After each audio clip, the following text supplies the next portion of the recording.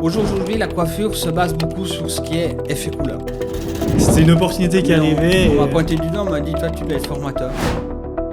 Je vais vous laisser le salon le mercredi. Et toujours après que je suis arrivé, mon manager m'a dit à partir de mercredi prochain, travaillez.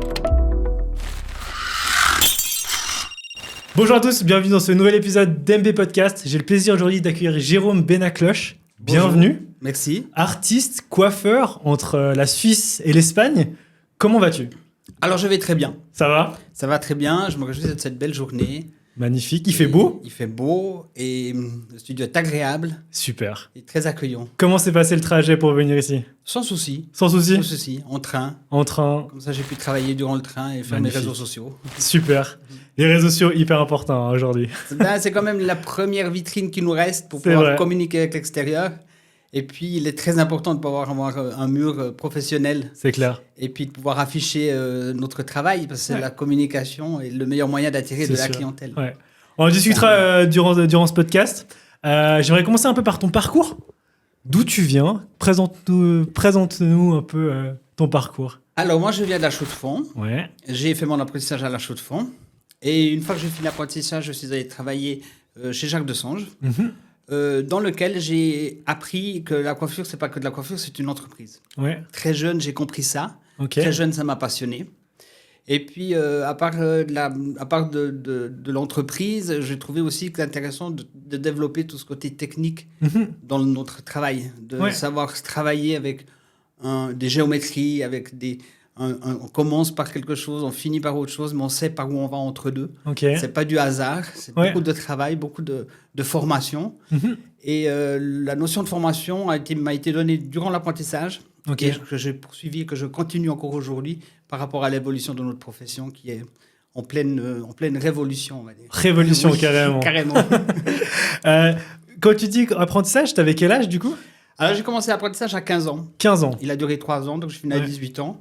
Et ensuite, je suis allé travailler à Bienne, où Ok. ils ouvraient un salon de Desange, dans lequel j'ai travaillé 5 ans. Ouais. Ensuite, j'ai fait de la formation sur Paris, au niveau coupe, Ouais. à travers Donc en la parallèle franchise. de ce que tu faisais en Suisse. Donc, en travaillant chez Ok. Desange, on avait une formation 2 fois par année sur la coupe. Ok. Savoir la présenter, savoir la réaliser, savoir comment commencer, savoir comment l'adapter. Mhm. Et cette formation a duré tout le temps que j'ai travaillé chez Desange, c'est-à-dire Ok. 5 ans. Ensuite, je suis parti sur Genève, Ouais. où Monsieur Desange a ouvert un salon de coiffure. On était responsables, mon épouse et moi, de ce salon de coiffure. Ok. Et là, je suis devenu formateur moi-même, Ok. avec les années, qui a été vraiment pour moi une révolution, déjà une première révolution La première du professionnelle, coup.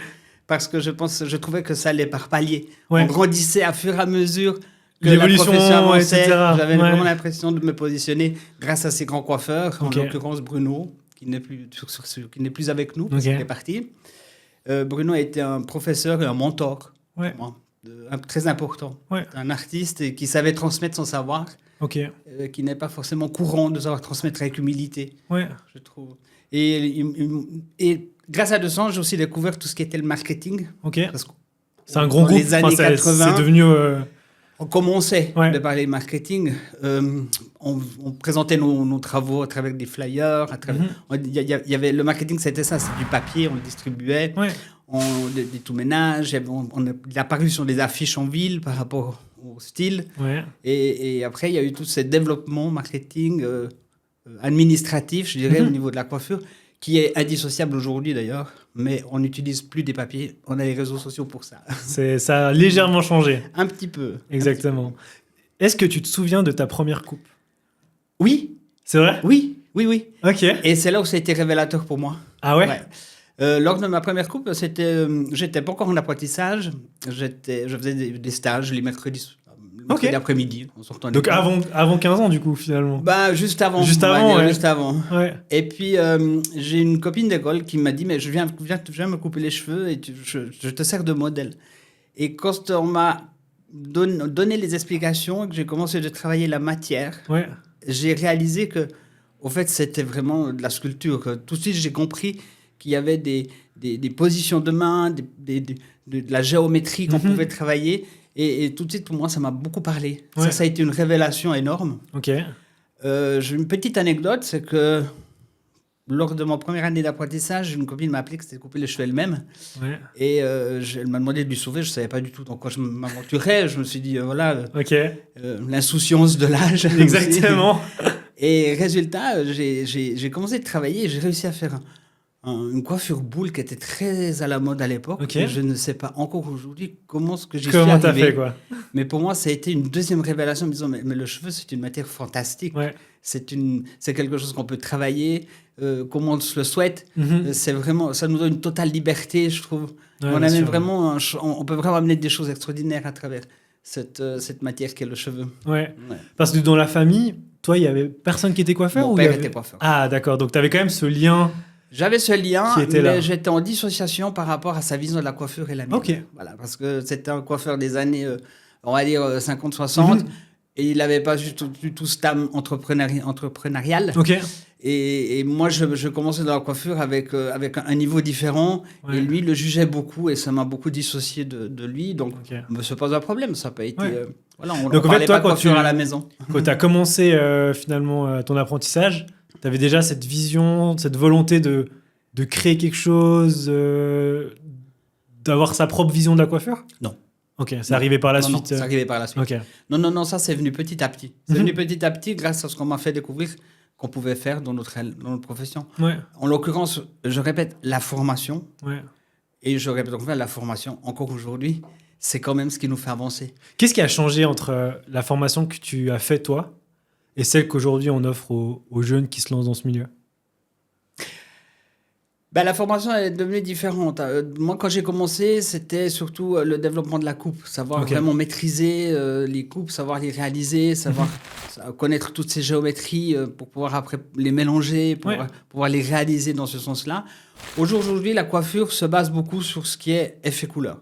Ouais. Je parle de balayage. Oui. Il y a beaucoup de jeunes filles, de jeunes générations et même de moins jeunes, ben, des femmes matures qui ont plutôt des longs cheveux. Ouais. Et pour eux, c'est plutôt la signature balayage. Pour les gens qui sont pas du tout de la coiffure ou peut-être des hommes qui écoutent le podcast, c'est quoi un balayage? Si tu arrives à expliquer. Alors, un balayage, c'est amener à une chevelure des reflets ou amener de la brillance en même temps.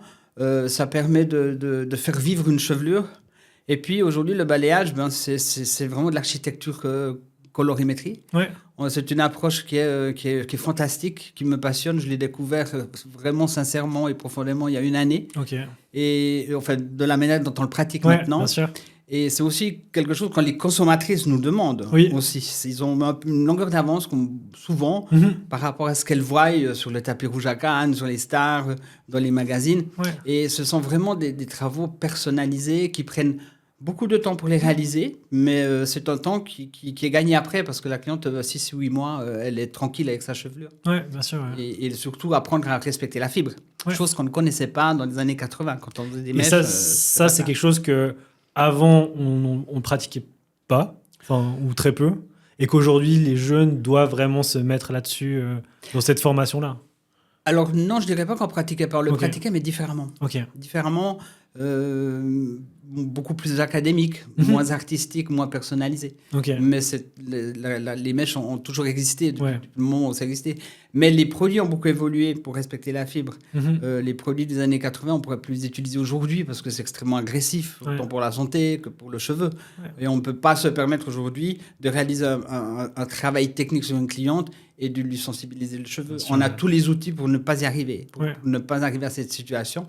Et on se doit ce respect par rapport à elle. Ouais. Ouais. Et donc là, tu as fait cet apprentissage, tu es parti donc chez Dessanges. Oui. C'est première expérience professionnelle. Ça fait quoi du coup d'arriver après l'apprentissage? Est-ce que tu as des souvenirs de ça quand tu as commencé dans ce salon? Bah, de grande joie. Ouais. De grande joie parce qu'on m'a très vite mis sur la colorimétrie. Ok. J'ai eu la chance d'avoir un monsieur Fleischmann, qui était responsable des salons de Saint-Jean-Suisse, Mhm. qui, avant de commencer dans son nouveau salon à Bienne, m'a envoyé 3 semaines dans la maison L'Oréal, à Zurich, au centre, pour vraiment comprendre et connaître ce qu'était la colorimétrie. La colorimétrie, c'était quelque chose de plus basique. Mhm. On couvrait les cheveux blonds, on commençait à faire des doubles couleurs, mais c'était encore très Très vague. Très vague. Ok. Mais il fallait par contre comprendre le fonctionnement. Et ça m'a été vraiment... Je me suis senti très fier qu'on me donne cette responsabilité. Mais en même temps, je ne savais pas qu'est-ce que j'allais en faire quand je commençais. Ouais. Parce que pour aussi expliquer aux gens, quand une personne vient au salon qui est brune et qui veut un blond polaire, ben, c'est pas la même chose qu'une personne qui est noiraude ou une personne qui est châtain. Comment fonctionne cette colorimétrie? Bah, déjà, l'exemple que tu as donné, c'est des exemples qui sont extrêmes, on va dire. Mathéo, je voulais dire. Mais il faut savoir que la colorimétrie au niveau des cheveux, il y a une magie. C'est que si on prend un cheveu très foncé et qu'on veut l'éclaircir, il y a des paliers qu'on passe. C'est-à-dire une chevelure très foncée va d'abord s'éclaircir sur du rouge, après sur de orange-rouge, de l'orange, orange-jaune, jaune très clair. Mais ça, avec un temps de pause et puis les produits adaptés. Et puis, il faut comprendre tout ce fonctionnement-là du cheveu pour après pouvoir avoir les bons fonds d'éclaircissement et donner une qualité qui dure. Ouais.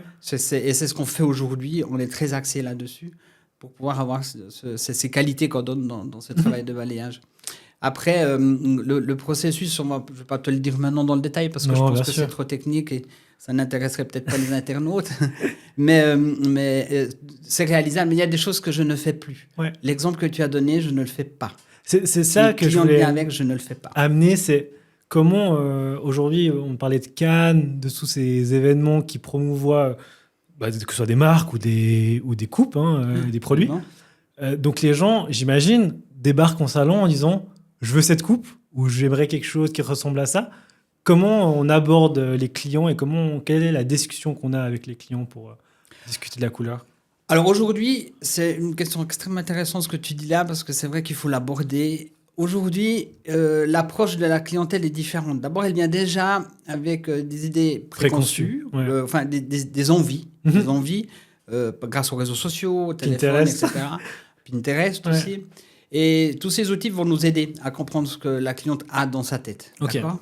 Après, une cliente qui vient au salon, puis qui veut un balayage, veut changer sa coloration. Donc, à ce moment-là, la première démarche, c'est qu'on essaie de comprendre ce qu'elle ne veut pas. OK. Ça, c'est la première chose. Elle doit ce qu'il ne faut absolument pas comme résultat. Elle doit nous montrer ce qu'elle ne veut surtout pas comme résultat. Ouais. Et là, on utilise les outils actuels. Après, elle va nous montrer ce qu'elle est son souhait. Ouais. D'accord ? Et puis, d'après son souhait, on va déjà lui dire si c'est faisable ou pas. La première étape, c'est celle-là. Quand on détermine que c'est faisable par rapport à sa chevelure, son historique capillaire aussi, parce que les clients ont beaucoup de choses derrière, d'accord ? Donc, il y a quand même un historique qu'il faut qu'on sache. Ouais. Donc, on leur demande une totale transparence dans ce qu'elles ont fait. Et puis, on va, pendant ce temps qu'on fait le conseil, qu'on a toute cette démarche de discussion, on lui fait une mèche test. OK. Et la mèche test est... On ne commence pas un balayage si on n'a pas fait une mèche test. Ouais. Pourquoi ? Parce que la mèche test va nous donner déjà si le cheveu va résister à ce qu'on va lui apporter. Ouais. Parce que comme il y a un historique, puis elle ne nous raconte pas tout, on va avec une mèche test exactement si ça va. Si la mèche test ne passe pas le cap, on refuse de faire. Okay. Si la mèche test va passer le cap, on va tout de suite voir de quelle manière le cheveu va s'éclaircir, sur combien de temps. Okay. Et puis, on va savoir où est-ce qu'on va amener ce fond d'éclaircissement pour arriver au résultat. Ce qui fait que ça va nous donner déjà le temps qu'on aura pour pouvoir monter le balayage. Ça va nous donner aussi le fond d'éclaircissement que le cheveu va nous donner. Et en même temps, on aura déjà la suite du travail, c'est quel genre de patine va être mis dessus pour pouvoir donner le résultat, quel genre de coloration on va mettre en racine pour pouvoir faire le fondu. Et avant de commencer... on sait déjà où on va. Ouais. Parce qu'avant de commencer, on va avoir toutes les informations. Ouais. Ce qui fait que nous, on va pouvoir mettre tout notre savoir au montage du balayage, ça s'appelle comme ça, un montage de balayage, pour pouvoir avoir ce résultat. Et on va justement éviter d'abîmer une fibre, éviter d'avoir un fond d'éclaircissement qui n'est pas assez poussé. Ouais. Et ça nous donne une grande sécurité parce qu'on travaille tranquillement, on sait comment ça fonctionne, parce qu'on a toutes les informations grâce à cette mèche test. Est-ce que tu penses que la cliente, elle arrive à percevoir tout le travail qu'il y a derrière ? Toutes ces réflexions qu'il y a ? Souvent, on dit on va chez le coiffeur, on nous fait une couleur. C'est un peu... c'est assez caricaturé, mais j'étais me faire une couleur chez le coiffeur. Mais en fait, à t'écouter, faire une couleur, c'est gigantesque. Alors, il y a deux choses. Il y a faire une coloration, qui est un travail un peu plus basique. Ouais. Il y a peut-être, il y a quand même un conseil, il y a quand même un apport de discussion, un dialogue qui se fait. Et il y a le travail, on veut faire du balayage. Le balayage, c'est autre chose qu'une coloration classique, basique, d'accord? Alors, la clientèle qui vient au salon pour un balayage, en règle générale, elle a déjà toutes les informations grâce aux réseaux sociaux. Et ça nous aide à 100%. Donc ça, c'est par rapport à avant, en fait. Ouais, par rapport à avant. Gros écart, finalement. Ouais, exactement. Okay. Mais la cliente qui vient avec des longs cheveux qui veut faire du balayage, elle a déjà une partie de ces informations. Elle sait aussi que ça va prendre 4 à 5 heures pour réaliser. Donc, il y a beaucoup de barrières qui nous ont aidés à sauter et à donner ce conseil. Et il y a celles qui viennent puis qui ne savent pas du tout et qui sont déjà surprises quand les entreprennent en prenant du temps pour elles. Avant de commencer et sans engagement. Si elle ne veut pas le faire une fois qu'on a fait tout ça, pour nous, c'est OK, il n'y a aucun problème. Et puis ça les interpelle beaucoup. Et la mèche test, alors là, elles sont bluffées. Mais on ne le fait pas pour ça. Mais elles sont bluffées parce qu'elles se sentent en sécurité. Elles trouvent que c'est extrêmement professionnel. C'est rassurant aussi de voir à quoi ça va ressembler. Très rassurant. Tu es venu me chercher avant et j'étais sur mon attel. Je répondais à une cliente, justement, par rapport à ça. Et je lui proposais de venir faire la mèche test parce qu'on reçoit énormément de demandes à travers notre page Instagram. D'informations et on a beaucoup de clientes qui viennent à travers Instagram par rapport aux travaux et la vitrine que nous avons sur notre page. Ok. Et justement, cette page Instagram ou ces réseaux sociaux, ça fait maintenant une dizaine, voire une quinzaine d'années que ça commence à s'est rentré dans le quotidien des gens. Est-ce que toi, tu as vu un avant et un après dans la profession? Oui, énorme. Alors, je vais te dire que pour moi, j'ai eu un avant et après il y a une année. Okay. Ça veut dire qu'il y a une année, j'ai intégré une équipe qui s'appelle Raphaël Bras à Barcelone, avec lequel je travaille maintenant tous les mois, une fois par mois là-bas. Et lui, c'est un professionnel, un artiste, quelqu'un qui a mis en place justement tout ce procédé que je viens de te dire par rapport à l'approche de la coloration, par rapport au conseil. Qui a aussi su dessiner les techniques avant de les pratiquer, ce qui nous aide aussi à suivre notre montage sans devoir réfléchir parce que nous avons le croquis qui est fait. Ouais. Et là, je me suis rendu compte que nous, en Suisse, on est vraiment très, très en retard sur l'utilisation de cet outil. Ouais. Et j'ai pris des cours, on m'a donné des cours Instagram avec des gens qui font partie d'Instagram, ainsi que des photographes qui étaient présents lors de nos stages, pour savoir prendre des photos de qualité. Ouais. Déjà, c'est très important d'avoir des photos de qualité, d'avoir un endroit au salon où on prend les photos toujours au même endroit, point de vue lumière, point de vue effet, point de vue... Ce qui n'est pas toujours facile dans le quotidien quand on travaille, mais il faut le faire. Ouais. Et puis, je me suis rendu compte aussi que ma page a beaucoup évolué, elle est devenue beaucoup plus professionnelle. Ouais. Et la chose qui m'a énormément fait plaisir, c'est que maintenant, les gens ne viennent pas avec des photos de Pinterest, comme tu dis, mais ils viennent avec des photos de notre propre travail. Ah, magnifique. Et elles viennent avec ces références-là. Alors ça, pour moi, ça a été... C'est une fierté aussi. Ah oui, ça a été une fierté parce que je ne m'attendais pas que ça soit aussi rapide que ça. Enfin, je ne m'attendais pas du tout à ça. Ouais. Mais de voir que les gens viennent avec nos propres travaux, ça les rassure aussi parce qu'ils voient qu'on les a réalisés. Ça a déjà été fait. Exactement. Et puis en même temps, c'est un outil qu'il faut absolument utiliser. Et en Suisse, on n'a pas cette esthétique qu'on doit apporter. On a vraiment un grand travail à faire pour les professionnels de la coiffure. Je parle de la coiffure, je ne parle pas des autres professions. Et c'est vrai que ça prend du temps. C'est vrai qu'il faut consacrer du temps avant, il faut filmer, il faut faire des faces, parler devant la caméra. C'est des choses auxquelles on n'est pas habitué, mais on s'habitue très vite. J'ai eu de la chance, de nouveau, dans ma vie professionnelle, j'ai eu la chance d'être coaché par quelqu'un de très fort, que j'admire beaucoup. Et ça m'a donné vraiment une ouverture et on essaie vraiment de s'en occuper. Bon, actuellement, je vais être très sincère, j'ai une société qui s'occupe de mes réseaux sociaux parce que je suis très occupé et je n'ai pas forcément toujours le temps de faire ce qu'il faut. Autrement, je passerai toutes les heures de la journée et j'ai aussi autre chose à faire, j'ai une vie privée. Et c'est ce qu'il faut faire dans notre profession, c'est savoir aussi se donner du temps pour soi-même. C'est très important. Et cette découverte de Barcelone m'a appris des choses qu'en fait, je savais, mais que je ne savais pas qu'on pouvait mettre en place. C'est de travailler avec moins de clientes, D'avoir des travaux intéressants, Ok. finir la journée sans être épuisé, et de pouvoir consacrer du temps à sa famille ou à ses propres loisirs. Au lieu de prendre des clients à la chaîne. Exactement. C'est notre philosophie. Oui. Et pour moi, c'est ça la révolution de la coiffure aujourd'hui. Ok. On peut y arriver, et la vision de la coiffure, c'est celle-là. Et ça fait une année, je l'appliquais déjà avant parce que je suis quelqu'un qui délègue beaucoup. J'ai une équipe qui est avec moi depuis très longtemps, ce qui est aussi une chance. Et c'est aussi des références pour moi. C'est aussi un signe que ça fonctionne. Voilà. Si les équipes sont là depuis longtemps en général. Il faut surtout beaucoup reconnaître ce qu'ils font. Je trouve que c'est important de savoir que mon entreprise ne travaille pas sur mon dos, mais elle travaille sur mes collaborateurs. Et ça, je suis très fier d'eux, vraiment. Mais effectivement, c'est merveilleux de se dire qu'il y a une évolution telle dans la coiffure qu'on peut vraiment moduler ça autrement de ce que c'était avant et lier le côté sain. Est-ce que tu penses que les réseaux sociaux, comme tu en as parlé, ça fait maintenant partie du job d'un coiffeur? C'est indispensable. Ok. Il doit prendre ce temps-là pour mettre en valeur ce travail et ce qu'il a fait, ses réalisations. Oui, alors moi je le conseille vivement. Si je devrais recruter au jour d'aujourd'hui, je demanderais de me présenter leur réseaux sociaux, page professionnelle Instagram. C'est de travailler et voir ce qu'ils savent faire. Est-ce qu'aujourd'hui dans la coiffure, c'est mis en avant dans la formation de la coiffure? Non, c'est pas mis en avant, malheureusement. Mais ça devrait. Ça devrait. Il devrait y avoir des cours Il devrait. À ce niveau-là.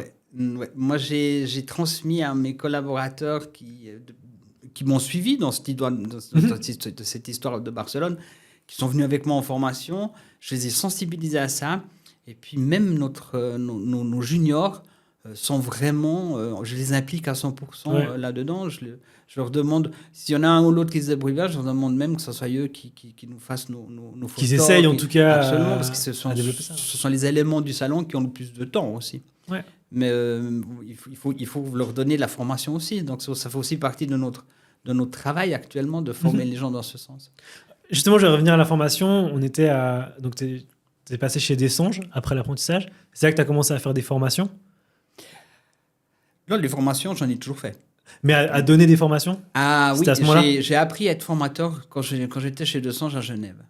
Comment on devient formateur? Comment on devient finalement leader d'opinion à transmettre? C'est dur de transmettre. On dit toujours, on sait faire les choses, mais il y a une forme de... Est-ce qu'on a la patience de le faire? Est-ce qu'on a le bon tact de le faire? Comment on devient formateur? Moi, je suis devenu formateur parce qu'on me l'a proposé. Ok. On m'a dit, voilà. Et c'était un souhait de ta part, du coup, de... Pas du tout. Ok. Pas du tout. Non, pas du tout. C'est une opportunité qui est arrivée. On m'a pointé du doigt, on m'a dit, toi, tu dois être formateur. Bon, ok. La vie m'a toujours ouvert les portes dans ce sens. Je suis très fier de ça. Et je me suis lancé dedans. Ok. Alors après, j'ai appris à transmettre. J'ai appris à pouvoir transmettre sa passion. Quand on est passionné, on la transmet. Je crois que ça, c'est une chose qui est innée chez chaque personne quand ils sont passionnés. Maintenant, ça s'est fait tout seul. En fait, je ne sais pas pourquoi ça s'est fait, mais ça s'est fait tout seul. Je me suis senti à l'aise. J'ai eu du succès là-dedans, sans le chercher, parce qu'on fait des choses avec humilité. Je crois on donne les choses avec amour et ça nous revient. Et puis ça a été j'ai avancé dans ce sens-là. Maintenant, si je prends mon expérience sur Barcelone, ça s'est fait la même chose. Je suis allé en tant qu'élève dans l'élite 4, qu'ils appellent. Et puis, au mois d'avril, Raphaël m'a téléphoné en me disant je te veux dans ma création de collection. Et puis, j'ai dit OK, j'y vais, je ne sais pas. Ça a été, pour moi, une expérience incroyable, malgré toute mon expérience que j'ai dans la coiffure, parce que ça a été vraiment du très haut niveau. Et voilà, je suis en train de devenir formateur chez lui maintenant. Comme ça s'est passé dans les années 80, ça se passe incroyable. Maintenant. Quoi. Oui, c'est un peu une histoire qui se répète, mais avec d'autres outils. C'est un autre cycle finalement. Exactement. Est-ce que tout au long de ta carrière, tu as des formations qui t'ont marqué ou que tu as données et que tu voudrais partager, où tu te dis, ah là, il s'est passé quelque chose? La formation qui me passe dans la tête en boucle très régulièrement, C'est une formation sur la gestion que L'Oréal nous avait proposée. Ok. Ça fait très longtemps. Je me suis embarqué aussi là sans savoir ce que j'allais faire, mais quand j'ai découvert ce que ça voulait dire, les chiffres, calculer la rentabilité, des choses que je ne savais même pas de quoi il s'agissait. Ouais. J'ai trouvé ça extraordinaire. Et encore au jour d'aujourd'hui, on utilise à 100% ces outils que j'ai reçus ce jour-là. Okay. Et quand j'ai fait cette évolution l'an passé, je suis arrivé maintenant dans la formation de gestion et de facturation et de marketing. Et tout d'un coup, je vois qu'ils utilisent les mêmes outils que moi j'ai appris il y a X temps. Ouais. Je trouve ça extraordinaire de pouvoir se dire que le temps passe, mais des outils ne vieillissent pas pour pouvoir le faire. Ouais. Et ça, c'est quelque chose qui m'a ouvert des portes, quoi. Ça n'a rien à voir avec le côté artistique. Ouais, vraiment. Mais c'est indissociable. Et au jour d'aujourd'hui, c'est encore plus important, je trouve. C'est sûr, ouais. Vraiment. Et est-ce qu'il y a des formations que toi, tu as données qui te passent par la tête, là, qui t'ont marqué? Toutes. Oui, toutes, parce que chaque formation est différente, puisqu'on a chaque fois des êtres humains différents devant nous. Je dois dire que celle qui m'a le touché vraiment humainement, c'est la dernière que j'ai fait. On peut citer des marques, Bien sûr, aucun problème. Alors, la dernière que j'ai fait avec Alfaro, dans le domaine de la géométrie de coupe, j'ai eu affaire à des êtres humains de moi qui étaient merveilleux, qui m'ont renvoyé leur satisfaction. Et ça m'a beaucoup touché, vraiment. Je n'avais jamais eu un retour aussi fort que ça.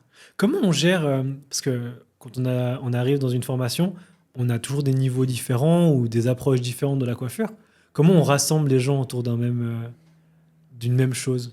On ne va pas les rassembler par rapport à leur niveau, pour ceux qui s'inscrivent. C'est ça. Par contre, on va tout de suite percevoir où ils en sont et c'est à nous de nous adapter. Okay. Je ne vais pas avoir la même exigence au niveau technique ou rentrer dans trop de détails parce qu'il ne faut pas les mettre dans une situation de frustration. Ce n'est pas concluant, je trouve. C'est pas, pour la personne, ce n'est pas correct. Ouais. Si on les met dans des situations de réussite dans ce qu'ils font, même si c'est des fois un peu basique par rapport à celui d'à côté, ça n'a pas d'importance. C'est c'est ce qu'ils en ressortent qui est important. Ouais, je comprends. Ouais. On était sur Dessanges et après, tu es parti donc sur Genève. Et de Genève, je suis parti en Espagne. Et voilà, et c'est là où je voulais en venir. Qu'est-ce qui s'est passé, du coup? Je suis parti en Espagne. Non, c'est pas vrai, je dis une bêtise. Là. Ah. De Genève, je suis retourné à Bienne, où j'habite. Non, j'ai dit une grosse bêtise, il me manque cette période-là de ma vie. Et là, j'ai ouvert mon premier salon. Donc là, passage de salarié à l'indépendance. À l'indépendance, exactement. Et du coup, c'est là ces fameuses formations de gestion, c'est ça? Voilà. Et là, qu'est-ce que ça fait du coup? Ça fait du bien. T'avais quel âge à ce moment-là? Alors, j'avais 27 ans, 28 ans, je pense. Ok. Oui, 28 ans, premier salon. Voilà, 28 ans, premier salon. Gros salon. Gros salon. 140 mètres carrés. Ah oui. 10 personnels, 10 collaborateurs. Voilà, parce qu'à l'époque, c'est ce qui se faisait. C'était la vision que j'avais de l'entreprise coiffeur. Okay. Et puis, j'ai ouvert ce salon avec un noyau de clientèle que j'avais laissé à Bienne quand j'ai quitté pour Genève, qui ont été extrêmement fidèles puis qui sont revenus. Ce qui a été très intéressant de commencer de cette manière-là. C'est sûr. Et avec mon épouse, on a ouvert ce salon, on a travaillé les deux à fond, on a eu beaucoup de plaisir et j'avais quitté totalement Dessanges parce que j'étais plus en accord avec cette nouvelle direction qu'ils avaient. Ouais. Et là, je me suis trouvé vraiment comme un orphelin. Ah ouais? Ah oui, j'avais vraiment ce sentiment. Plus aucun repère? Voilà, j'étais vraiment orphelin professionnellement. Okay. Et j'utilisais souvent ce mot, j'étais orphelin. Après, j'ai essayé une autre enseigne qui ne m'a pas convenu. Et un jour, L'Oréal j'étais parrain pour une gamme de produits qui s'appelait TechniArt quand elle est sortie. Et j'ai dû faire des shows de présentation. Okay. Et ils m'ont associé à différentes personnes de Lausanne, du Valais, etc. Puis avec ce groupe, on a créé l'équipe qui présentait cette gamme-là. Okay. Et quand j'ai vu travailler 2 personnes dans ces entraînements, j'étais subjugué de la qualité de travail qu'ils faisaient. C'était vraiment pour moi, je trouvais ça fantastique. Ouais. Et je leur ai demandé comment ça se fait que ça vient d'où, tout ça, ça vient d'où.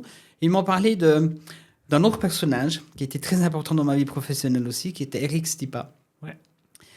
Et j'ai trouvé ça génial parce que ça m'a tout de suite intéressé. Et il y avait un monsieur Savary chez L'Oréal qui s'occupait du côté commercial, qui me téléphone un jour et me dit, Jérôme, écoute, je pense qu'il va te convenir ce personnage, toi qui tu te sens orphelin, je pense que je t'ai trouvé un nouveau papa. Parce que le côté indépendant seul, sans marque, sans groupe, ça te convenait pas? Alors ça me convenait pas parce que si on est seul, on va pas se former parce qu'on est seul. Ok. Pour moi, travailler avec un label, une enseigne, une structure. pour moi, c'est juste avoir quelqu'un qui va nous coacher régulièrement. Je compare beaucoup notre profession à un sportif. Ouais. Si tu es dans une enseigne et tu as l'habitude d'être formé, si tu as l'habitude d'avoir tu avances régulièrement, tu vas chercher des idées, on t'apporte des idées, tu vas travailler vraiment avec le meilleur de la qualité que tu as sur le moment. Tu es toujours ajourné au niveau des tendances, tu sais de quoi tu parles, tu sais comment les proposer, tu les proposes parce que tu as envie de le faire, parce que tu as des outils à amener à la cliente aussi. Et du moment où tu cesses, l'entraînement, le sportif, il s'entraîne pour arriver à faire 100 mètres en 15 secondes, je ne sais pas combien. Du moment où il arrête, 6 mois après, il va faire 30 secondes pour le faire. Ouais. Et dans la coiffure, c'est la même chose. Il y a une régression. Tu vas régresser. Ouais. Alors moi, cette image qu'on m'a donnée depuis le moment où j'ai fini mon apprentissage, de travailler une enseigne me plaisait beaucoup. Et puis c'est ce qui me manquait quand j'ouvrais mon salon. Et il y a une histoire qui m'a beaucoup touché avec M. Stipa, c'est que M. Savary est venu un jour, c'était le jour de Saint-Nicolas, le 6 décembre, je me souviendrai toute ma vie. Et il m'a présenté M. Stipa, qui est venu dans mon salon que j'avais ouvert à Bienne. Et j'ai discuté avec lui, et M. Stipa m'a dit, mais Jérôme, je ne sais pas si je serai à l'auteur de t'apporter ce que tu cherches avec le parcours que tu as. Okay. Et quand il m'a dit ça, j'ai dit, vous pouvez sortir le contrat, je signe tout de suite. Parce que je trouvais que c'était une grande humilité de sa part. Ouais. Et en même temps, je ne me suis pas trompé. Ça a été vraiment une autre révélation. Ouais. Alors, quand je suis rentré chez Stipa, j'ai retrouvé l'artistique, la gestion, le marketing. Mais on travaillait comme des fous quand on allait en stage. C'était vraiment... Ça, c'était dans les années 90. Ouais. On travaillait quand on allait en stage, on finissait à pas d'heure, mais c'est clair, on était tous fatigués. On avait tous des comptes à rendre le jour d'après dans ce qu'on faisait. Mais c'était fabuleux. Okay. C'était extraordinaire, c'était vraiment une énergie folle. Ouais. C'était vraiment des années fantastiques, je trouve, que j'ai vécu avec lui. Il a su mélanger tout ça en restant artiste, mais en étant quand même entrepreneur. Et ça, pour moi, ça a été, c'est ce qu'on m'a éduqué comme ça. Et c'est ce que inconsciemment, je recherchais ça. Et j'ai travaillé jusqu'à maintenant, je suis encore chez Stipa. Okay. Dont je suis devenu formateur chez eux par la suite. Ouais. Et puis, même si la direction a changé, parce que maintenant, il est parti, il avait juste titre à la retraite. Ouais. C'est ses enfants qui ont repris, mais ils ont su reprendre ça très bien. Ils ont gardé la même énergie, la même force. Ambiance, la même philosophie. Ils ont même, je dirais que Grégory Stipa, qui est le fils de M. Eric Stipa, a su amener une touche beaucoup plus moderne aussi dans la communication. Et ça a été vraiment quelque chose de très fort. D'ailleurs, maintenant, ça fait 33 ans que je travaille avec eux. Je suis très heureux d'être dans cette équipe-là. Magnifique. Malgré que je fais un petit écart à Barcelone. Voilà. On parlait là de formation, de toujours évoluer. Est-ce que tu as déjà eu peur de plus être tendance, de plus être dans l'air du temps, de plus innover? Peur pas. Okay. Peur pas, parce que des fois, on ne l'est pas du tout. Okay. Des périodes de passage de vide énergétique qui font partie de normales. Elles sont nécessaires, ou bien peut-être qu'on a des périodes où on n'a pas envie. Ouais, je comprends. On fait du basique, on ne fait pas... Et ça fait partie de c'est OK, finalement. Mais oui, c'est tout à fait OK. Je pense qu'il n'y a pas que ça. Il y a tout le reste. On a aussi des clients classiques. Et ça, c'est aussi important de les avoir. Parce qu'on peut... Cette clientèle un peu plus classique, on peut toujours leur amener une petite touche. Et ce sont des gens qui sont très reconnaissants parce qu'on fait quelque chose pour eux quand même. Oui, bien sûr. Ouais. Vous voyez ? Alors que tout est bon à prendre et c'est bien, mais les passages à vide font du bien parce qu'on se détache. Ouais. Et tout d'un coup, il y a de nouveau plein d'idées après qui reviennent. On fait un refresh comme ça, je dis. Et ça fait partie de ça, mais peur pas. Mais que des passages à vide existent et heureusement qu'ils existent. Ouais. Ça nous fait du bien. Est-ce que, là, on a parlé beaucoup de couleurs. Est-ce que tu as déjà eu sûrement des relookings complets, des gens qui veulent changer, un nouvel air, un nouveau cycle pour eux, et qui viennent chez le coiffeur pour le faire?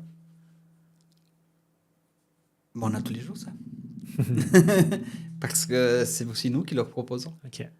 Je crois on a tous les jours. Ouais. Alors maintenant, des relooking shocks, ça, c'est pas mon truc. Ouais. Parce que c'est éphémère, c'est sous le moment, on le fait sur un coup de tête. C'est pas la chose qui me motive le plus. Mais des relookings, on en fait tous les jours. Une cliente qui rentre, elle va pas ressortir comme elle est entrée il y a 6 semaines en arrière, parce qu'on va lui proposer autre chose, une autre idée. Et c'est grâce à tout cet apport qu'on va chercher ailleurs qu'on peut leur faire. C'est clair. On essaie vraiment, je dis on parce que je parle de mon équipe et moi, de ne pas être dans la routine. Oui. Mais pas parce qu'on veut absolument changer tout le monde, mais il y a des fois, les gens, ils attendent ça. Il y a des gens qui attendent ça. Okay. Maintenant que tu dis ça, il y a une chose très intéressante. J'ai deux clientes qui sont des sœurs très très fidèles. Elles m'ont dit, Jérôme, on a feuilleté parce qu'ils sont préparés pour une fête, je ne sais pas quoi. Mon mari m'a dit, mais tu changes de tête constamment. Et ça fait bientôt 30 ans qu'elles viennent chez moi. Ils ont changé 30 fois de tête. Elles sont venues, elles me disent, Jérôme, tu ne m'as jamais fait une coupe. Chaque fois. Tu m'as jamais fait deux fois la même coupe. Ouais, je vois. Et je m'en suis jamais rendu compte, sinon en voyant l'image. Vrai. Et encore aujourd'hui, si je regarde ces 5 dernières années, tu me changes constamment. Et voilà, le relooking, c'est ça. Pour moi, c'est constant et il faut faire des propositions. Les gens sont dans l'attente. Ils viennent dans le salon, ils n'osent pas demander. Oui. Parce qu'ils ne savent pas. Après, on prend le risque, ça leur plaît pas, mais ça ne veut pas dire que c'est mal fait ou bien fait. On aime, on n'aime pas, on revient en arrière, c'est pas un problème. Mais les gens sont dans l'attente de ça. C'est ça le beau de notre profession. Ils viennent en attendant quelque chose de nous, puis pas forcément on refait comme d'habitude. Voilà. Le métier de coiffeur, ça peut être aussi parfois des événements privés. Est-ce que tu en fais ? Qu'est-ce que tu entends par événement privé ? Ça peut être sur des festivals ou sur des choses qui sont très spécifiques en dehors du salon finalement, des choses à l'extérieur du salon. J'en fais plus. Ok. Non, le seul événement que je fais, c'est des créations de collections. Ok. Ça, oui. Je le fais avec le label Rixtipa. En octobre, on fait un grand show en présentant toutes nos collections à toutes les maisons et le groupe de coiffeurs que représente le label. Et puis maintenant, j'ai commencé de faire pour Raphaël Bras les collections que l'on fait 2 fois par année. Ouais. Voilà. Mais événements privés, j'ai eu fait. Okay. Je me suis comment est-ce que je veux dire ? Je me suis occupé d'être présent en tant que coiffeur pour le festival du FFFH à Bienne, qui se fait toutes les années au mois de septembre. Mais c'était juste de la présence s'ils avaient besoin d'une petite retouche ou comme ça. Le festival est juste à côté du salon. Donc, mais j'ai décidé, ça fait quelques années, je ne fais plus. Ok, ça marche. On ne peut pas tout faire. Non, justement, c'est pour ça que c'est important d'aborder différents angles de la profession. Il y a un moment donné, tu sais ce que tu veux, puis tu sais ce que tu veux pas, puis il faut savoir lâcher. Bien sûr. Il y a des plus jeunes que nous qui vont très bien. Si je parle de la collection Stipa, là j'ai dit maintenant stop, maintenant il faut mettre les jeunes en avant. Nous on est des vieux, on est. Laissons ça aux jeunes, c'est ça. 4 coiffeurs qui font sur scène, non, on devient un peu vieux aussi. Je trouve qu'il y a des jeunes qui valent la peine, il faut les pousser. Bien qu'on a de la peine à trouver des jeunes qui veulent le faire. Mais là, j'ai dit, maintenant, je ne fais plus. Je pense qu'il faut vraiment mettre les jeunes en avant. Ils ont autant de compétences que nous. Ils ont peut-être des compétences différentes, une vision différente, mais ça peut aussi nous amener des nouvelles idées. Il n'y a pas que nous. Je veux dire, à un moment donné, il faut savoir se retirer. Et ça, c'est très important aussi. C'est magnifique. C'est extrêmement important. S'il y a un jeune qui a envie, il faut le mettre devant, quoi. C'est ce qu'on a dit. Et puis, on a décidé de faire ça l'année passée. Ça a déjà bien marché. La moitié de l'équipe a déjà lâché avec plaisir. Et là, cette année, ça ne sera plus que de la nouveauté. Du coup, tu fais partie de l'équipe qui a lâché l'année passée ou qui lâchera cette année ? Non, moi, j'ai déjà lâché l'année passée. Ah, tu as déjà lâché l'année passée. Bon. J'ai déjà lâché l'année passée. Oh non, j'ai déjà lâché il y a un certain temps parce que c'est Nikita, ma collaboratrice et ma manager qui gère mon salon, qui représente Stipa depuis déjà quelques années. Elle le fait très, très bien. C'est une artiste fantastique aussi. Magnifique. Du coup, on était sur l'ouverture du salon d'indépendants. Après Eric Stipa. Puis ce passage en Espagne, il arrive quand ? Voilà, il arrive là maintenant. Il arrive maintenant. Donc, j'ai eu cette reprise, premier salon, une dizaine d'années. Ok. Et puis, tout d'un coup... Donc, tu auras environ 35-40 ans ? Ouais, 30, non, 40 ans, pas 30. Ok, 30 ans. Ouais, 30-32. Ok. J'ai tout d'un coup senti que je commençais de m'ennuyer. Cette fameuse routine ? Oui, cette routine, mais peut-être le côté entreprise, voilà, ça marchait bien, il fallait mettre beaucoup d'efforts, les choses ne viennent pas tout seules de toute façon. Bien sûr. Mais à un moment donné, je me suis posé la question, j'avais mes enfants qui étaient petits, Et puis, on s'est dit avec Ada, mon épouse, qu'est-ce qu'on fait? Alors, l'Espagne, c'est mon pays. Mes parents sont espagnols. Ouais. Et on a décidé de tenter le coup et de se dire, bon, on part en Espagne. La coiffure là-bas, c'était pas du tout ce qu'elle est aujourd'hui. Mais pas du tout. Dans quel sens? Dans le sens, la coiffure, c'était de la consommation pure. C'était des brushings à 2 €, 3 €. C'était à la chaîne, en fait. Il fallait mouliner. C'était comme une souris qui tourne, puis il n'y a aucun rendement qui se fait. Okay. Mais c'était cette vision-là. La coiffure, ça se consommait, il fallait être bien, il fallait pas payer cher. Elle n'était pas mise en avant du tout. Ouais. Il y avait quelques enseignes qui étaient déjà un peu plus actuelles. Mais voilà. Et on a décidé de partir en Espagne, dans ma ville, Valence. Qui était en grand boom économique. Ce pays, à ce moment-là, était, il l'est encore d'ailleurs. Ouais. Et on est parti là-bas, on a travaillé avec L'Oréal, et puis on a monté un salon de coiffure. Okay. Dans un très beau quartier, qui maintenant est le quartier le plus hype de Valence. On avait un peu de longueur d'avance sans le savoir. Un peu visionnaire, du coup, sur le coup. Sans le savoir. Et on a travaillé là, on vivait très bien, on était très chouette. Et quand j'ai réalisé, après une année, que mes enfants, après le statut scolaire espagnol, il n'y a plus rien. Ah ouais. Et que l'avenir que je peux leur donner ici en Suisse, c'était quand même meilleur. Alors la décision a été vite prise de se dire... On rentre. On vend ce que nous avons là, qui a été très rapidement fait. Et nous sommes rentrés parce que je voulais offrir à mes enfants une sécurité. Et puis on est rentrés. Ouais. Et en rentrant, j'ai tout de suite repris un salon de coiffure qu'on m'a proposé à peine je suis arrivé. Et puis voilà, maintenant j'en suis là. Ouais. Tu me dis si c'est un peu trop privé. Tu parles beaucoup de ta femme. Oui. Elle a quoi comme place dans... Pour moi, c'est mon bras droit. Ok. C'est la personne qui m'encourage énormément, qui me pousse à faire les choses. Vous travaillez ensemble du coup? On travaille ensemble. Ok. On travaille ensemble, mais pas toute la journée parce que... pas toute la semaine, parce que maintenant, elle a un autre travail. Ok. Et puis, c'est la personne qui m'a coaché, qui m'a encouragé, qui est toujours là, qui m'a secondé, qui m'a dépanné. C'est pas privé du tout, parce que je pense que c'est une chance d'avoir quelqu'un comme ça à ses côtés et qui continue de le faire maintenant. Et maintenant, c'est moi qui le fais pour elle dans sa nouvelle profession. Et puis c'est des échanges magnifiques. Je pense qu'il n'y a pas de grand homme s'il n'y a pas une grande femme derrière. Hein. Ça, c'est une règle de vie qu'on ne peut pas nier. C'est sûr. Et c'est important, c'est très important de pouvoir porter la charrue à deux et pas tout seul, surtout quand on est en couple. Oui, bien sûr. Et puis c'est pour ça que j'en parle, parce qu'elle fait partie intégrante de toute ma vie professionnelle et tout ce qu'on a fait, parce qu'on l'a fait ensemble. Ouais, magnifique. Voilà. Donc là, vous êtes rentré de Valence et vous avez ouvert le salon qui est aujourd'hui... On a repris le salon dans lequel je suis maintenant, ça fait 22 ans. 22 ans, on a dû mettre ça 23 ans. Qu'on est rentré et j'ai pris ce salon et j'y suis et j'y reste. Et du coup, comment on reprend? C'était un salon qui était existant du coup? Il y avait déjà une équipe présente ou bien tu as dû monter ton équipe quand tu es revenu? Alors, c'était un salon qui était présent. Ok. Je suis revenu et j'ai partagé ce salon avec la coiffeuse qui était à l'intérieur parce qu'elle cherchait quelqu'un pour pouvoir partager un petit peu. On a travaillé les deux dans ce salon 4 à 5 ans. Elle était très, très classique, une clientèle très classique, instaurée, hebdomadaire. Pour ce qui me concerne, j'ai relancé tout le fichier que j'avais quand j'ai quitté, il y a une année et demie auparavant, Bienne. Et cette cliente a répondu présence très rapidement. Magnifique. Et ça m'a permis de me relancer dans cette entreprise. Et ensuite, cette personne ne voulait plus ce salon. Elle a décidé de faire autre chose. Et nous avons repris. Et c'est à partir de là que j'ai commencé de monter mon équipe. J'ai quand même fait de la formation de junior pendant cette période-là. Ouais, magnifique. Au niveau du salon aujourd'hui, comme il est-ce que tu as amené un peu de ce que tu as fait en Espagne? Est-ce qu'il y a une partie de l'expérience que tu as fait en Espagne que tu t'es dit, ça, je prends, c'était génial, j'aimerais bien le faire en Suisse? Oui. Il y a une influence que tu as eue de ce passage espagnol? Oui, mais il n'y a pas eu une influence, je dirais, artistique, parce que, comme je te disais, la coiffure ne correspondait pas à ce que je m'attendais aussi, je dois dire.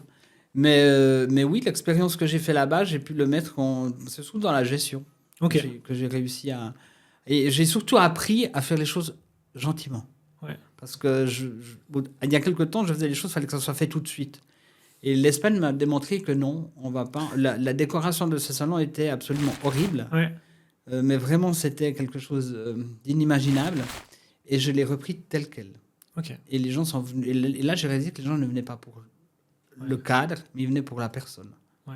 Et là, ça a été vraiment une révélation. Le tilt, Je me suis dit, attends, mais en fait, les gens, ils viennent quand même si ils m'ont vu dans des salons beaucoup plus beaux que ça. Et puis, on a commencé de le transformer par nous-mêmes, parce qu'on n'avait pas de moyens financiers. Ouais. Donc, on a aussi fait les choses avec simplicité. Et c'est devenu un salon très, très bien. Et encore aujourd'hui, maintenant, je vais faire des travaux et je vais les faire moi-même. Ouais. Avec un ami qui est très bricoleur. Et tout ce qu'il y a dans ces salons, on l'a fait nous-mêmes. Ouais. Chaque fois qu'on fait quelque chose, on le fait nous. Ah, c'est beau ça. C'est quelque chose, c'est assez extraordinaire. Ouais. Hein. Ah, c'est magnifique. Après, si tu permets, Mathieu, je vais te raconter l'histoire de ce local parce qu'il est quand même un peu particulier. Vas-y. Quand j'ai monté mon premier salon à Bienne, le jour où j'ai signé le contrat, j'ai passé à pied et j'ai vu ce local vide. Et là, j'ai dit à mon épouse, on s'est loupé le local, c'était celui-là qu'il fallait. Mais maintenant, c'était fait, on est allé de l'avant. Ouais. 2 mois avant que je parte en Espagne, la personne qui a ouvert le salon de coiffure là, parce que c'est un salon de coiffure qui a ouvert, me téléphone en me disant, je vais arrêter la coiffure parce que j'ai l'âge et j'aimerais transmettre mon salon à quelqu'un comme vous. Et je lui dis, pas de chance, dans 2 mois, je pars en Espagne. Ouais. Puis il m'a dit, ça c'est bête, etc. Bon, c'est resté comme ça. Et quand je suis arrivé en Suisse, le salon qu'on me proposait de travailler, c'était celui-là. Ah, il y a quand même un signe comme quoi c'était le tien. Hein. C'est quand même drôle. Et c'est celui-là que j'ai aujourd'hui. Ah, c'est Donc, magnifique. c'est quand même drôle que ce local m'a... Moi, j'ai l'impression que ce local m'a appelé 2 fois. Ouais, exactement. Et la 3e, c'était la bonne. Quoi. Ouais, c'est incroyable. Moi, je crois à certains signes de la vie.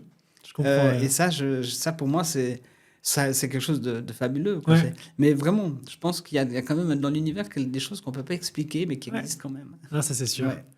Ouais. Je voulais parler du coup un peu de la partie entrepreneur. Oui. Tu nous as dit que la philosophie avait un peu changé il y a 1 an où tu prenais plus le temps. Enfin, tu limitais en tout cas... tu rendais la coiffure un peu plus exclusive finalement. Quand on est entrepreneur au début ou à la reprise, comment on s'organise, la pression d'avoir des collaborateurs, de s'organiser, de donner de son temps finalement au début pour lancer une entreprise? Est-ce que tu as des souvenirs de ces débuts quand tu es revenu en Espagne? Une partie était déjà faite puisque je venais avec une clientèle qui était déjà existante, on va dire. Mais je pense que quand on ouvre une entreprise au jour d'aujourd'hui, et ça c'est quelque chose de très important, que fait le coiffeur? Le coiffeur aujourd'hui, quand il ouvre une entreprise, pour ne serait-ce que la tarification, il va voir les coiffeurs dans le quartier, les plus chers, les moins chers, il fait un prix moyen, qui est une grave erreur. Parce que les tarifs doivent être calculés d'après vos frais fixes. Ouais. Et ça, il y a très peu de professionnels dans la coiffure, parce qu'on ne l'a jamais appris, où on doit vraiment mettre des tarifs qui correspondent à nos dépenses. Ouais. Et ça, c'est la première chose qu'un professionnel qui veut se mettre à son compte dans la coiffure, ou dans d'autres domaines aussi, je m'imagine, devrait savoir faire. Il devrait pouvoir prendre tous ses frais fixes et savoir combien il va vendre ses services pour avoir une rentabilité dès le départ. Ouais. Ça, c'est pour moi quelque chose qui est primordial et que j'invite chaque professionnel à le faire. Et même s'ils sont déjà installés, faites-le quand même. Ça vous permettra d'ajuster. Un petit refresh. Ça permettra de rajuster. Il faut le faire un peu régulièrement parce que l'électricité augmente, etc. Donc, moi, je l'ai fait cette année. En début d'année, on a rectifié les tarifs par rapport à ces augmentations. Autrement, on perd dans notre rentabilité. Pour finir, on ne va pas travailler gratuitement. Et l'âme du coiffeur n'a pas ça. Ouais, totalement. Et c'est important de pouvoir le faire. Et quand tu ouvres un salon, si tu as déjà ça qui est mis en place, tu sais que tu ne vas pas commencer, entre guillemets, en perte. Ouais. D'accord ? Et à part ça, une fois que tu as ça, tu vas savoir, au moment donné, quand ton planning commande d'être pris, tu vas avoir les chiffres qui vont te dire que tu dois engager. C'est pas toi qui décides quand c'est que tu engages, c'est l'évolution de ton salon. Et tu sais que si tu l'engages, ce que va te coûter le collaborateur, il va pas te coûter puisque le collaborateur il rentre dans une entreprise qui a besoin de main. Et pour moi, ça, c'est le plus important. Savoir calculer ces genres de choses. Et pas ouvrir à l'aveuglette comme on a tous fait. Je l'ai aussi fait à l'époque. Mais non, aujourd'hui, on ne peut plus faire comme ça. Ce n'est pas possible. Ouais. Ce n'est pas possible. Il y a trop de concurrence autour de nous pour pouvoir faire ça à l'aveuglette. Ouais. C'est vraiment partir, à mon avis, du mauvais pied. Mais prendre conscience de ça, c'est tellement important. On a aujourd'hui des coiffeurs qui sont indépendants, Oui. qui sont seuls dans leur salon, Mhm. et des coiffeurs, du coup, qui engagent. Pour toi, ton point de vue, c'est qu'on n'engage pas, mais on a besoin de la personne parce que l'agenda se remplit, ou à un moment, on veut augmenter le salon, et du coup, on engage peut-être trop tôt. Comment on jauge ça, finalement, cet engagement? Ben, disons que tu vas vite voir que tu ne vas pas pouvoir absorber la clientèle qui vient dans le salon. Ouais. Donc, tu vas tout de suite te rendre compte que tu as des clientèles qui ne va pas rester parce que tu ne peux pas t'occuper d'eux. Et là, à ce moment-là, tu vas commencer de faire tes chiffres et de regarder si tu peux sortir un salaire avec ce que tu as. Et après, tu vas te mettre à table avec la personne que tu vas engager pour lui mettre des objectifs aussi, pour qu'il sache quelle est sa responsabilité. Et puis pouvoir créer sa propre micro-entreprise dans la tienne, puis lui donner un peu ce âme d'entrepreneur déjà, pour pouvoir gérer. C'est aussi très important de leur amener ce genre de choses. Mais chaque collaborateur doit avoir un objectif à atteindre. Chaque collaborateur doit savoir pourquoi il vient le matin. Et puis on n'en parle pas au moment de l'engagement, on en parle régulièrement. On n'en fait pas.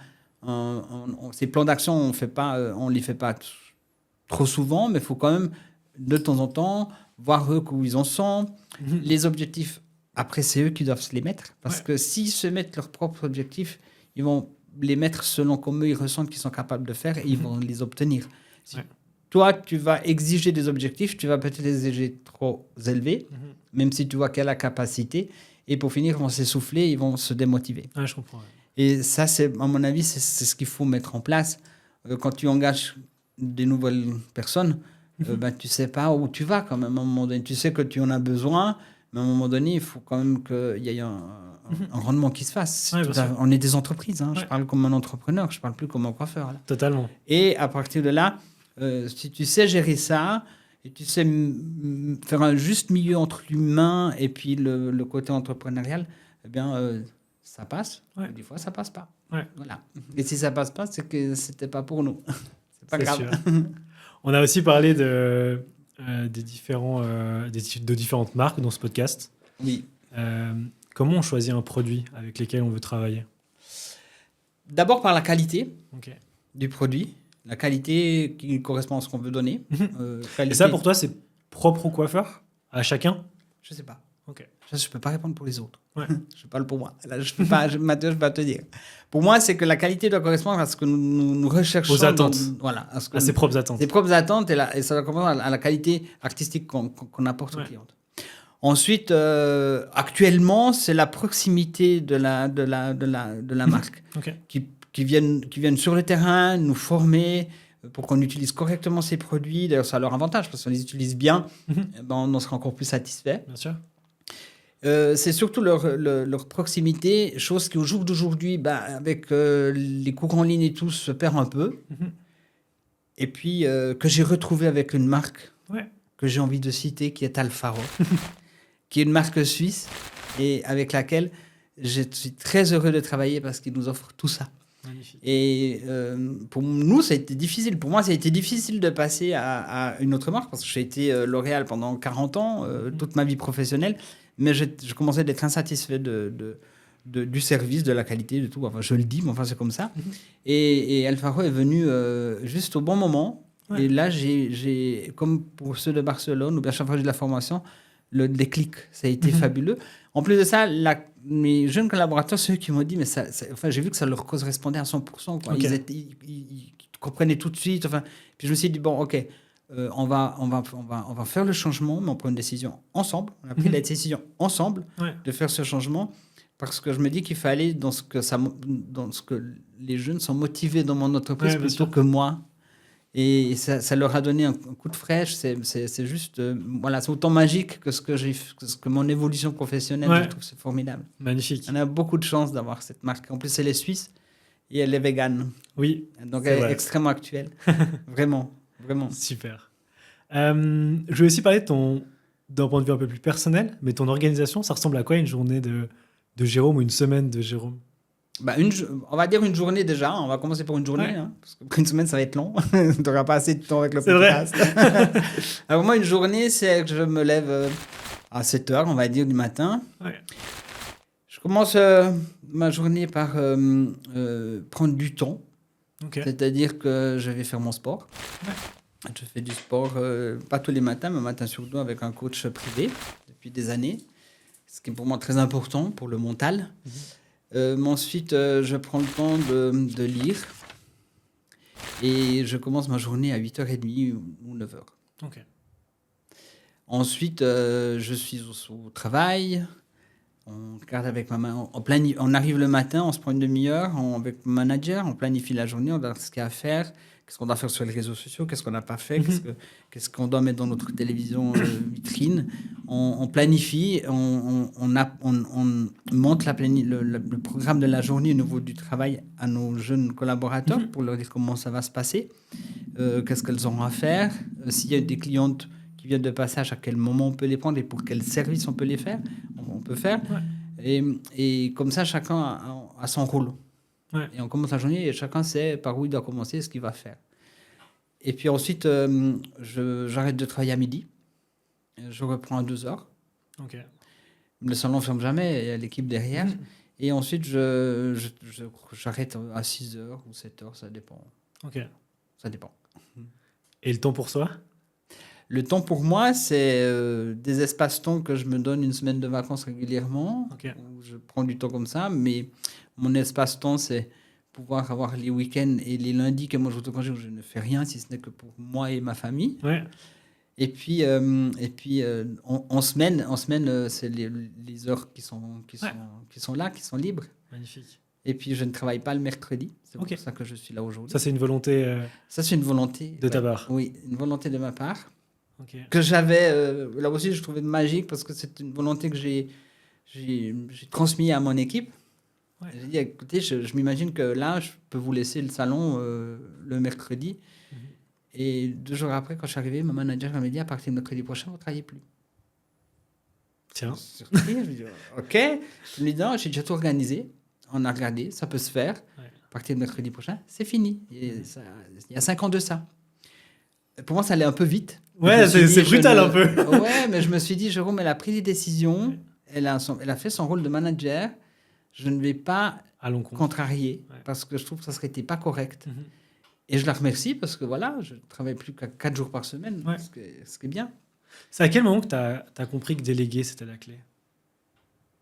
Enfin, c'est toujours dur de... Enfin, moi, je parle aussi de la titre privé. J'ai longtemps, avec l'agence, tout fait moi-même. Et ça fait 6 mois maintenant que j'ai une COO qui gère une bonne partie de l'agence. Et là, je rentre de 2 semaines de vacances. Et j'ai passé les meilleures vacances de ma vie. Parce qu'en fait, je traitais mes mails 30 minutes le matin. Et le reste, c'était elle qui gérait. Toi, c'est à quel moment que tu as eu ce déclic-là de déléguer, quand j'ai eu un grave souci de santé. Ok. Ouais. C'est fou comme quoi, parfois, il faut que la vie nous envoie des choses qui... Absolument. Pour qu'on se rende compte, quoi. Absolument. Ouais. J'ai eu un grave souci de santé. J'ai dû être absent de mon entreprise 3 mois assez subitement. Et ils ont mieux travaillé que quand j'étais là. Ouais. Et je me suis dit... Et là, il y a eu un truc. Il faut arrêter de penser que tu es indispensable. Ouais. Tu es vraiment dans l'erreur. Ouais. Totale. Vraiment totale. Et là, il y a eu le déclic où je me suis dit, bon, tu sais, on va laisser les choses... je vais les mettre en place. Ouais. Et très honnêtement, je m'occupe pratiquement, on va pas dire de plus rien. Ouais, bien sûr. Mais on a toujours un œil, mais... Ouais, on délègue pour mieux contrôler, quelque part. Bien sûr. Mais là, maintenant, je suis fier de dire que j'ai vraiment des gens autour de moi qui gèrent mon entreprise comme c'est la leur. Donc, je pars en vacances sans souci, je leur laisse le salon, tout marche bien. Ils ont des initiatives que moi, je me force d'évaluer. Non, mais tu n'interviens pas, même si là, tu ne te conviens pas. Mais d'un autre côté, quand je vois que c'était vraiment bien, je me dis, mais ce n'est pas tes idées de vieux qui vont faire avancer, c'est des idées des jeunes, et c'est bien. C'est très bien. Ouais. J'ai appris ça aussi à travers mes enfants, quand ils ont commencé de grandir, puis prendre leurs propres décisions. Je dis, mon Dieu. Ils ont quel âge aujourd'hui ? 33, 34, 36. Puis quand ils ont pris leurs décisions, je me dis, mais bon, je ne ferai surtout pas ça en tant que papa protecteur. Puis en les laissant faire, je me dis, mais attends, non, mais les résultats qu'ils ont, c'est top. Si moi, je les avais influencés, ça serait été... Non, non. Et j'ai beaucoup appris d'eux. Ok. Beaucoup. Ouais. Ok. Ouais, on apprend beaucoup. Ouais, c'est fou. Ouais, les enfants, c'est quelque chose Ça je pense, Ouais. qui fait ouvrir les esprits. Hein. Ah, c'est fou. Aujourd'hui, là, les équipes, t'as combien de collaborateurs du coup? Alors, on est 4. Vous êtes 4. Ouais. Donc, il y a la manager, toi et avec deux collaborateurs. Voilà. Ouais. Ok. Comment on recrute? Comment on engage? Comment on engage? Ouais. Comment tu trouves du nouveau personnel? Que ce soit, est-ce que c'est par rapport à un feeling, il s'est passé quelque chose lors de l'entretien? Non. Comment Non. C'est sur pas les par compétences Il y a le feeling quand même. Ok. Après, je veux dire réellement, il y a aussi le style. Est-ce que cette personne a la personnalité qui convient à mon entreprise? Mhm. Vous voyez, tu vois. Et après, il y a ce qu'ils ont déjà fait comme parcours. Ouais. Et qui me montrent leur portfolio Instagram pour voir qu'est-ce ouais. qu'ils font, si ça peut correspondre, si je peux en tirer profit dans le bon sens, on est bien d'accord, de leur savoir tout de suite. Et puis après, on fait quand même, il y a quand même on va dire 2-3 jours de référence sur le terrain. Ouais. Puis on les observe travailler, on regarde comment ce qu'ils se sentent.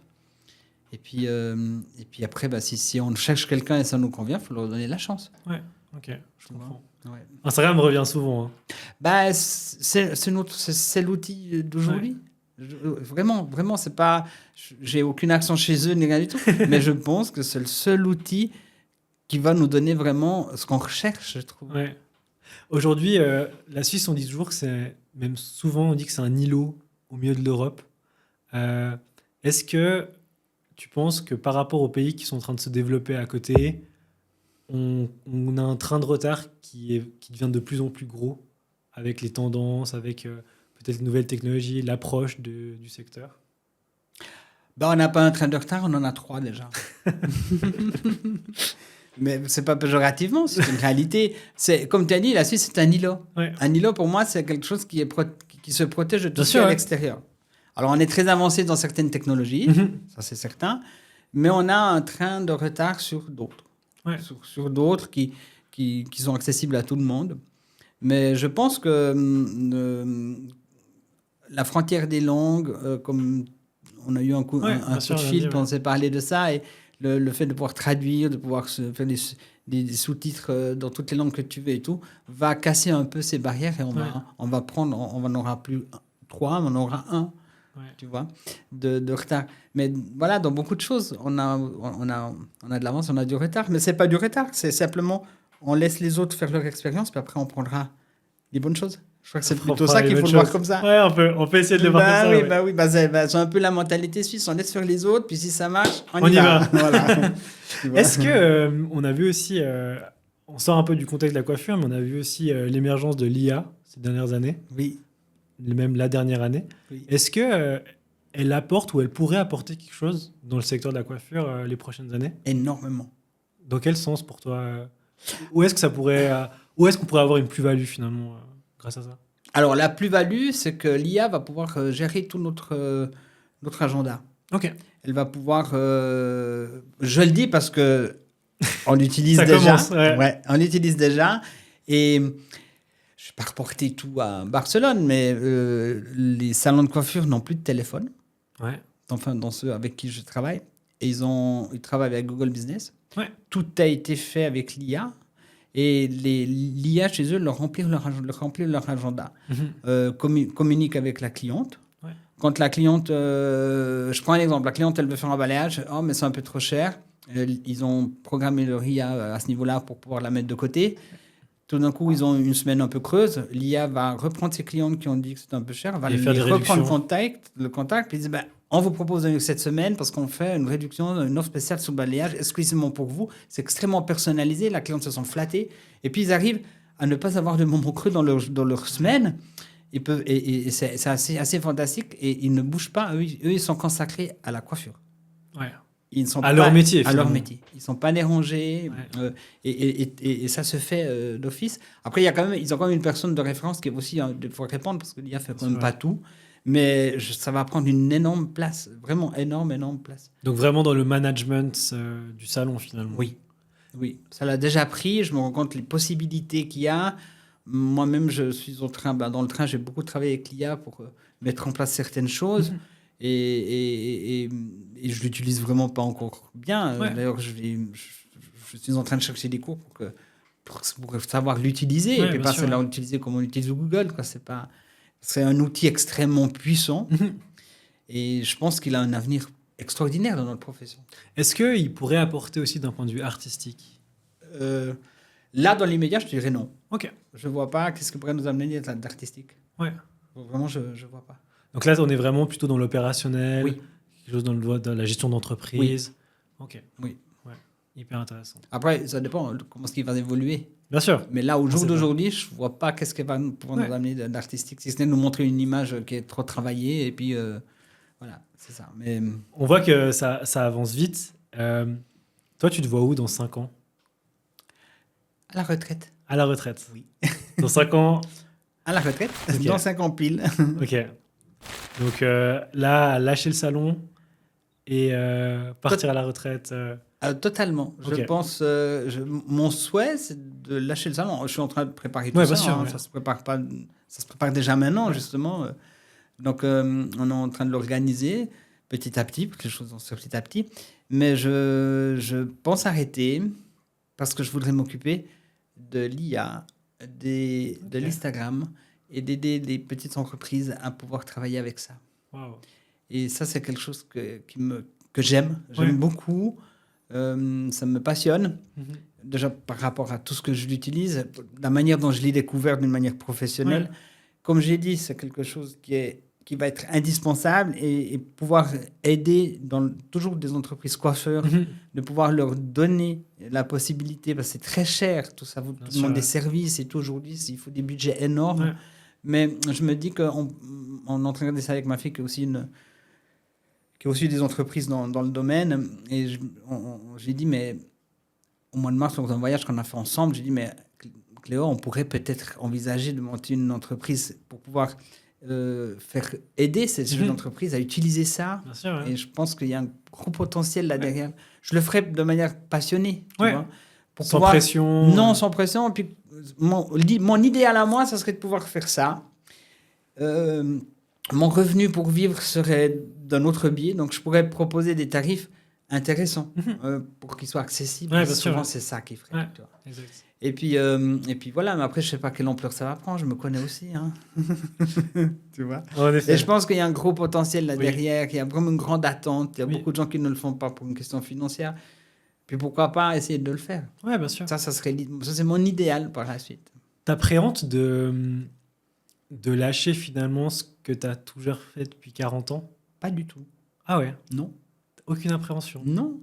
Ah, c'est fou. Non, parce que j'ai un autre but. Enfin, oui, t'as cet autre projet qui arriverait potentiellement derrière, mais t'as pas du tout cette appréhension de se dire que c'est bon, c'est une page qui se tourne. Non. Ok. Non, pour moi, c'est une nouvelle vie qui va commencer. Une nouvelle vie. Okay. À un autre rythme. Ouais. Et ce qui est bien, c'est que ce genre de choses, tu peux le faire là où tu es dans le monde. Ouais. Donc, voilà, si on voyage comme on a toujours voyagé avec mon épouse, je peux faire ça, même si je suis à l'autre bout du monde, je peux faire ça. Ah, moi, j'ai des collaborateurs, certains sont à l'étranger. Absolument. Je leur dis, la seule règle que vous avez, c'est que les projets des clients doivent être rendus à temps. Absolument. Le reste, on s'en fiche. Je m'en fiche. D'où ça part, on s'en fiche. Exactement. On s'en fiche. Ouais.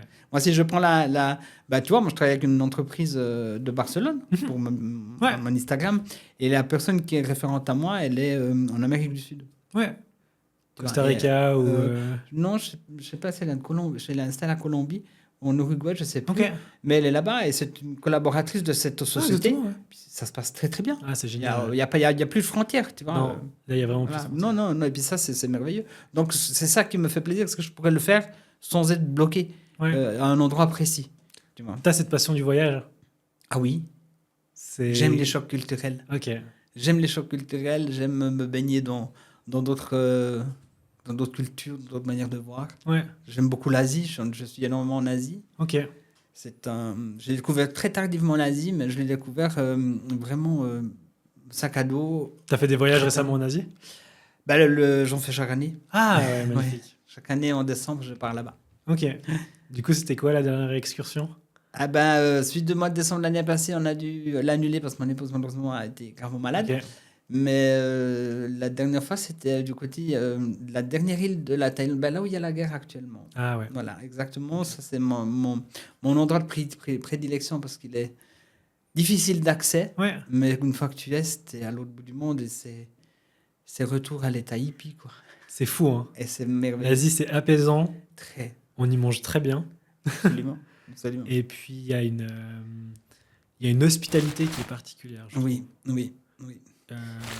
Ici, en Europe, on est habitué à l'hospitalité, le service à la française. Mhm. Et là-bas, c'est complètement différent. Totalement. L'approche, Ouais, totalement. l'attention. Ouais. Totalement. Et puis j'aime la méditation. Donc moi, c'est un endroit où on arrive bien à se plonger là-dedans.